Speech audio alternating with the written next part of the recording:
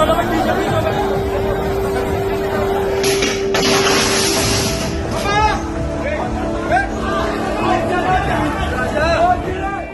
মুখোমুখি দাঁড়িয়েও শেষ মুহূর্ত পর্যন্ত একে অপরের হাত ছাড়েননি তারা। একটি আবাসিক হোটেলের বাথরুমে ঠিক এই অবস্থাতেই পাওয়া যায় এক হতভাগ্য প্রেমিক যুগলকে। বিধ্বংসী আগুনের তীব্র উত্তাপ আর বিষাক্ত কালো ধোঁয়া থেকে বাঁচতে তারা বাথরুমের ভেতরে আশ্রয় নিয়েছিলেন। উদ্ধারকারীরা যখন দরজা ভেঙে ভেতরে প্রবেশ করেন তখন দেখতে পান মৃত্যুর শেষ মুহূর্তেও তারা একে অপরকে শক্ত করে জড়িয়ে ধরে আছেন। নারীটি বসা ছিল টয়লেট সিটে, আর তার সঙ্গী পাশের একটি চেয়ারে বসে তাকে নিজের বুক দিয়ে আগলে রেখেছিলেন।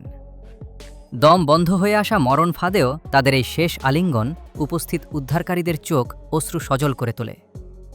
দুজনের শরীর কালচে হয়ে গিয়েছিল। উদ্ধারকারীরা সিপিআর দিয়ে তাদের বাঁচানোরও চেষ্টা করেন। উদ্ধারকারীরাই বলেন, আমি 1 মিনিট বাইরে এসে সাহস জোগাড় করি, তারপর আবার ঢুকে চেষ্টা করি, কিন্তু আর কিছুই করার ছিল না। ভয়াবহ অগ্নিকাণ্ডের বিষাক্ত কালো ধোঁয়া থেকেই তাদের মৃত্যু হয়েছে। ভয়াবহ এই অগ্নিকাণ্ডের ঘটনায় মোট 22 জন প্রাণ হারিয়েছেন। এর মধ্যে একজন বাংলাদেশি ছিলেন। তিনি চিকিৎসার জন্য সপরিবারে দিল্লিতে এসে এই ট্র্যাজেডির শিকার হন।